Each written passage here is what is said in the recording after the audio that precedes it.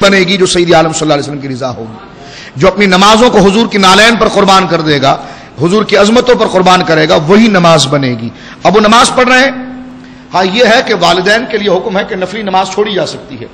اگر والدین بلا رہے ہیں، ان کو شدت ہے، تو ان کے لیے فقہا نے نفلی نمازوں کا حکم رکھا ہے، لیکن فرض نماز کسی کے لیے نہیں چھوڑی جائے گی. یہ اختصاص صرف سید عالم صلی اللہ علیہ وسلم کا ہے. فرمایا استجیبوا للہ ولرسول اذا دعاکم، جب اللہ اس کے رسول تمہیں بلائے تو تم جلدی سے آ جاؤ. وہ کہنے لگے کہ حضور میں نماز پڑھ رہا تھا. سرکار نے فرمایا نماز تو پڑھ رہا تھا کہ تو نے یہ قرآن کی آیت نہیں پڑھی جو اللہ رب العالمین نے ارشاد فرمایا استجیبوا للہ ولرسول اذا دعاکم، کہ اللہ کا رسول جب تمہیں بلائے تو تم جلدی سے حاضر ہو جاؤ اور جواب دینے کے لیے پہنچ جاؤ. لما یحییکم، تاکہ وہ تمہیں زندہ اور حیاتی بخشے، تاکہ اللہ رسول تمہیں حیاتی بخشیں اور تمہیں زندہ و جاوید کر دیں. تو حضرت ابی بن کعب نے آگے سے یہ نہیں کہا کہ حضور قرآن کی تو بات ہے بالکل درست ہے، لیکن میں تو نماز ہی پڑھ رہا تھا. لیکن حضرت ابی بن کعب نے جو خاموشی اختیار کی اور وہاں پر اپنے عقیدے اور سرکار علیہ الصلوۃ والسلام کی تربیت کا جو ایک اثر انہوں نے پیش کیا، کہنے لگے یا رسول اللہ ہاں آئندہ مجھ سے یہ نہیں ہوگا، جب آپ بلائیں گے میں اسی صورت میں حاضر ہو جاؤں گا. یعنی حضرت ابی بن کعب نے یہ بتا دیا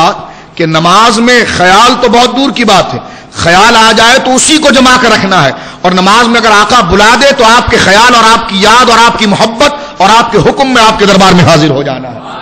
نماز میں خیال آئے تو نماز کو تو معراج ہوتی ہے، لیکن اگر حضور حکم فرما دیں تو حضور کی یاد میں، حضور کے حکم میں، حضور کی محبت میں اور حضور ہی کے خیال میں حضور کے پاس چلے جانا، اور پھر حضور اپنی محبت میں، اپنے حکم میں اگر اسے مشغول کر دیں اور وہ اسی حکم میں، آپ کی محبت میں، آپ کی توجہ میں مشغول رہا، اور بعد میں جب سرکار نے فراغت مرحمت فرمائی تو جب لوٹ کر وہ آ جائے تو دوبارہ اسے اقتدا کرنے کی ضرورت نہیں ہے، بلکہ جہاں سے اس نے رکعت چھوڑی تھی آگے سے رکعت کو مکمل کر لے.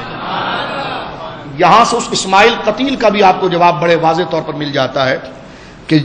میں نے کئی درسوں میں پہلے بھی یہ تمام باتیں کر دی تھی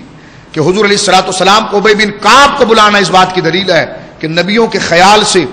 اور پیارے محبوب کے خیال سے نمازیں فاسد نہیں ہوتی، بلکہ حکم یہ ہے کہ جب حضور بلائیں اور حضور جب بنفس نفیس بلا رہے ہو تو اس وقت حضور کی محبت میں ہی نماز کو معراج پہنچانے کے لیے، نماز کو منتہے کمال پر پہنچانے کے لیے حضور کی خدمت میں پہنچایا جائے،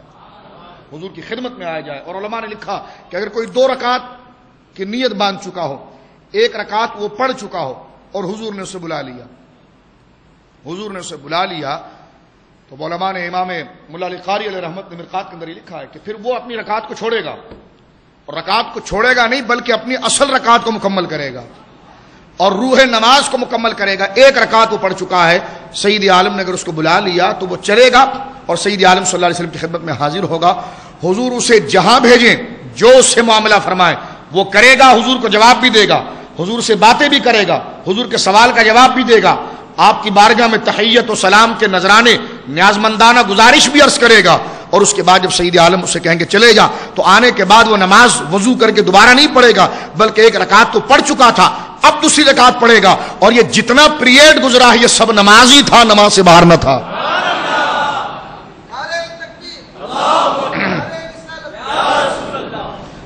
تو یہ سارا پیریڈ نماز ہی تھا، نماز سے باہر نہ تھا. فرمایا استجیبوا للہ ولرسول اذا دعاکم، جب اللہ اس کا رسول تمہیں بلائے تو پھر تمہارے لیے عافیت یہی ہے کہ ہر چیز کو تم چھوڑ کر اللہ اس کے رسول کے دربار میں پہنچ جاؤ. سعید بن معلہ سے بھی یہ واقعہ صحیح بخاری شریف کے اندر گویا کہ شامل ہے، اور یہ واضح طور پر نظائر مل رہی ہے. اور حضور نے اس بات کی دلیل مرحمت فرمائی کہ ہمارا خیال ہی تمہاری نماز کو معراج کروائے گا، ہماری یاد ہی تمہاری نماز کو معراج کروائے گی. ملا علی قاری نے کئی ائمہ کے اقوال نکلے ہیں اور بالاجماعی طور پر لکھا ہے کہ اجابت الرسول لا یقطع الصلاۃ، رسول کا بلانا نماز کو توڑتا نہیں ہے، نماز کو ختم نہیں کرتا، بلکہ نماز کو اپنے کمال پر پہنچاتا ہے.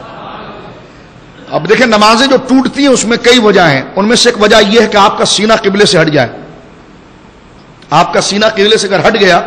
مثال کے طور پر آپ امام صاحب کے پیچھے نماز پڑھ رہے تھے، آپ کی 1 رکعت نکل گئی، امام صاحب 4 رکعت پڑھا رہے تھے، یا آپ کی 1 رکعت نکل گئی، جماعت 2 رکعت والی تھی. جب امام صاحب سلام پھیریں گے تو آپ تو سلام نہیں پھیریں گے، آپ تو سیدھا کھڑے ہو جائیں گے، سیدھا کھڑے ہو جائیں گے. لیکن اگر آپ نے غلطی میں دونوں جگہ پر سلام پھیر دیا، اب بھی آپ کے پاس بچت کا پہلو ہے کہ آپ اپنی رکعت کو مکمل کر سکتے ہیں. فقہا کہتے ہیں کہ اگر امام نے سلام پھیر دیا اور آپ کی 1 رکعت باقی تھی، آپ نے امام کے ساتھ سلام پھیر دیا بھول کر، امام کے ساتھ سلام پھیر دیا بھول کر، ادھر بھی سلام پھیر دیا، دائیں طرف بھی اور بائیں طرف بھی سلام پھیر دیا، اب بھی آپ نماز میں ایک صورت میں، کب تک؟ 3 صورتیں ہیں اگر زبان سے آپ نے کوئی دنیاوی بات نہ کی ہو، 1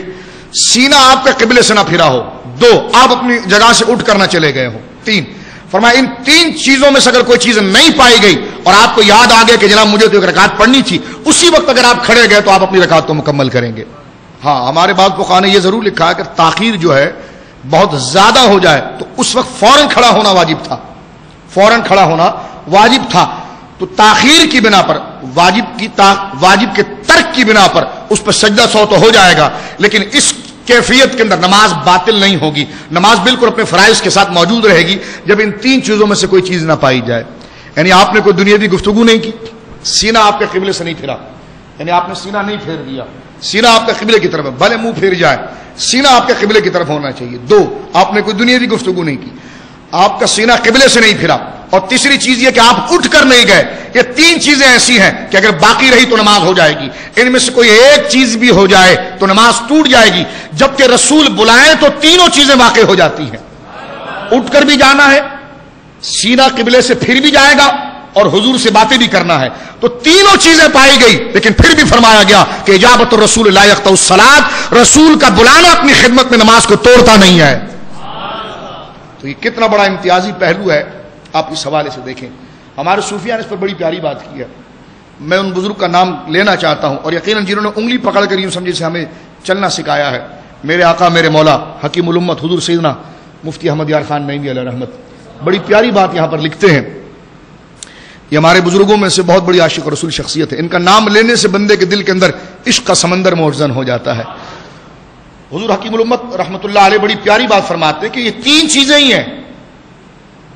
یہ 3 چیزیں ہی ہیں۔ یہ میں نکات کی طرف آ رہا ہوں، دلائل میں نے پیش کر دیے، مسئلے کو میں نے متحقق کر دیا ہے، مسئلے کو میں نے مسلم کر دیا ہے، اب اس میں گنجائش کوئی نہیں ہے۔ اب ذرا دل کے چراغ کو مزید تیز کرنے کے لیے لذت والی بات کر رہا ہوں، دلائل مکمل ہو چکے ہیں، اس لیے کہ یہ 3 چیزیں ہی تھیں۔ میں نے مولا علی قاری علیہ رحمت، امام قرطبی علیہ رحمت، دیگر اجلہ علماء نے اس بات کو لکھا ہے کہ رسول کے بلانے سے نماز نہیں ٹوٹتی،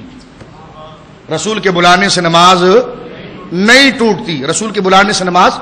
نہیں ٹوٹتی، اور رسول وہ ہے اگر نماز میں آ جائیں تو پھر صفیں ہٹتی ہیں اور رسول پہلے مصلی پر جاتے ہیں، جو حدیث میں نے سیدنا صدیق اکبر کے حوالے سے آپ کی خدمت میں گویا کہ پیش کر دی ہے، اور یہ سید عالم صلی اللہ علیہ وسلم کا گویا کہ امتیازی وصف ہے۔ اس لیے کہ نماز کیا ہے، حضور نے فرمایا صلو کما رأیتمونی اصلی، نماز وہی ہے جس طرح کہ تم مجھے پڑھتے ہوئے دیکھتے ہو۔ نماز اپنی ہیت کے اعتبار سے حضور کی اداؤں کی محتاج ہے، اس لیے کہ نماز صرف ظاہری ڈھنگ ظاہری صورت اگر لیں تو یہ پھر حضور علیہ الصلوۃ والسلام کی اداؤں کی محتاج ہے، اور نماز جو اللہ کی بارگاہ میں پہنچانے والی چیز ہے تو محض سجدہ اللہ کی بارگاہ میں مقبول نہیں ہوتا ہے، بلکہ دل میں حضور کی محبت جو ہوتی ہے وہ سجدے کے اندر تازگی پیدا کرتی ہے، اور جبین کے اندر تازگی پیدا کرتی ہے، اور تسبیحات کے اندر قبولیت کا درجہ پیدا کرتی ہے۔ اس لیے صحابہ کے سجدے مقبول ہو جاتے ہیں، منافق کا کوئی سجدہ مقبول نہیں ہوتا ہے۔ حضور کے پیچھے تو 2 قسم کے لوگ نماز پڑھتے ہیں نا، اگر محض سجدہ خدا کی بارگاہ میں مقبول ہے تو پھر منافق کا سجدہ مقبول کیوں نہیں ہوتا؟ آپ کہیں گے خدا کو نہیں مانتا، کس نے کہا نہیں مانتا؟ وَمِنَ النَّاسِ مَن يَقُولُ آمَنَّا بِاللَّهِ وَبِالْيَوْمِ الْآخِرِ وَمَا هُمْ بِمُؤْمِنِينَ، وہ تو اللہ کو مان رہے تھے، وہ کہتے تھے رسول کو بھی اس سے ہٹا دو ہم سب مان لیں گے۔ وَإِذَا قِيلَ لَهُمْ تَعَالَوْا يَسْتَغْفِرْ لَكُمْ رَسُولُ اللَّهِ لَوَّوْا رُؤُوسَهُمْ، یہ سورہ منافقون میں کہا گیا کہ آؤ رسول تمہاری سفارش کر دے۔ جب ان پر لعنتیں اترنے لگی اور ہر جگہ سے ذلیل ہونے لگے، اب دل کہنے لگا اللہ ہمیں معاف کر دے، اللہ ہمیں معاف کر دے۔ وہ خدا کی پناہ پکڑ رہے تھے، وہ خدا کی پناہ پکڑ رہے تھے، چاہتے تھے خدا ہمیں معاف کرے، لیکن خدا نے اپنی حکمت اور اپنی قدرت اور اپنے ایمان کی اور اپنی محبت کی کسوٹی جو بنائی ہے وہ پیارے مصطفیٰ کو بنائی ہے۔ فرمایا ہاں بخش دوں گا میں تمہیں۔ وَإِذَا قِيلَ لَهُمْ تَعَالَوْا يَسْتَغْفِرْ لَكُمْ رَسُولُ اللَّهِ، اے حبیب تو ان سے کہے آؤ میرے پاس، میں سفارش کروں گا تو خدا بخشے گا، میں سفارش کروں گا تو خدا بخشے گا۔ فرمایا لَوَّوْا رُؤُوسَهُمْ، خدا سے انہیں کوئی دشمنی نہ تھی، مصطفیٰ سے تھی۔ دراصل خدا کا نام بھی انہوں نے جھوٹ لیا تھا، مصطفیٰ سے دشمنی ہی خدا سے دشمنی تھی، پیارے مصطفیٰ سے دشمنی ہی۔ یہ تو صرف اپنا جوڑ توڑ کرنا چاہ رہے ہیں کہ بخش دے بخش دے۔ اللہ نے فرمایا جنتیں ایسی نہیں ملتی ہے، ملنے کو وہ ایک ہلکی سی چیز سے بھی مل جائے گی، نہ ملنے کو تم اپنے سر پر شامی کباب بھی بنا لو تب بھی نہیں ملے گی۔ فرمایا وہ ملے گی ہلکی چیز کس سے؟ فرمایا وہ ہلکی چیز کیا ہے؟ ایک صرف اشارہ، ہلکی بظاہر اس تدبق اور تقابل کے درمیان میں پیش کر رہا ہوں، ایک اشارہ ہے، دل میں میرے محبوب کی محبت پیدا کر لو، اس لیے کہ اصل ایمان برزخ ذات مصطفیٰ کریم ہے، اس کو مانو گے تو پھر شریعت کا بھی ماننا لازم آئے گا، خدا کا بھی ماننا لازم آئے گا، کیونکہ یہ شریعت اور خدا کے درمیان برزخ ہے، یہ کسوٹی ہے، اس کو ماننے سے خدا کا بھی ماننا لازم آئے گا اور شریعت کا بھی ماننا لازم آئے گا، اس کے انکار سے خدا کا بھی انکار ہوگا، شریعت کا بھی انکار ہوگا، شریعت کے اقرار سے خدا کا اقرار نہیں ہو سکتا، خدا کا محض اقرار سے شریعت کا اقرار نہیں ہو سکتا، ہاں رسول کے اقرار سے دونوں کا اقرار ہو سکتا ہے، اس لیے کہ برزخ جو ہے وہ رسول کی ذات ہے، برزخ جو ہے وہ رسول کی ذات ہے، تو سجدے جن کے مقبول ہوئے ان کے اندر اللہ کے پیارے نبی کی محبت تھی، تعظیم تھی اور عقیدت تھی، اس لیے میں نے پہلے بھی عرض کیا کہ منافقین کو جو جدا کیا گیا تو بڑے واضح انداز میں کہ ما کان اللہ، میں پھر وہ آیت پڑھتا ہوں اور ایک بات اس میں عرض کروں گا کہ ما کان اللہ لیذر المؤمنین علی ما انتم علیہ، اس سے پہلے کئی دفعہ میں آیت پڑھ چکا ہوں، مختلف نکات آپ کی خدمت میں نے پیش کیے ہیں، یہاں پر اللہ نے فرمایا کہ اللہ مومنوں کو ان کے حال پر نہیں چھوڑے گا، حتی یمیز الخبیث من الطیب، جب تک خبیث اور طیب کو جدا جدا نہ کر دے، حتی یمیز الخبیث من الطیب، یہ قرآن کہتا ہے جب تک خبیث اور طیب کو جدا جدا نہ کر دے اللہ ان کے حال پر نہ چھوڑے گا۔ دیکھیں میں نے پہلے آپ کو ایک بات کہی تھی، سورہ فاتحہ جو کتاب میں لکھی گئی ہے یہ پہلی سورت لکھی گئی ہے، لیکن اترنے میں تو سورہ فاتحہ پہلی نہیں ہے نا، جاگ رہے ہیں آپ لوگ؟ ہاں میں عرض کر رہا ہوں کہ سورہ فاتحہ جو مصحف میں شروع میں لکھی گئی ہے، سورہ فاتحہ جو آج ہم قرآن شریف مصحف شریف اٹھاتے ہیں ترتیب کتابی کے اعتبار سے، تو سورہ فاتحہ شروع میں لکھی ہوئی ہے نا، لیکن جب نزول تھا، یہ تو ترتیب کتابی ہے، لیکن جب نزول تھا تو نزول کے اعتبار سے تو پہلی سورت نہیں ہے، یہ پہلی سورت تو نہیں ہے،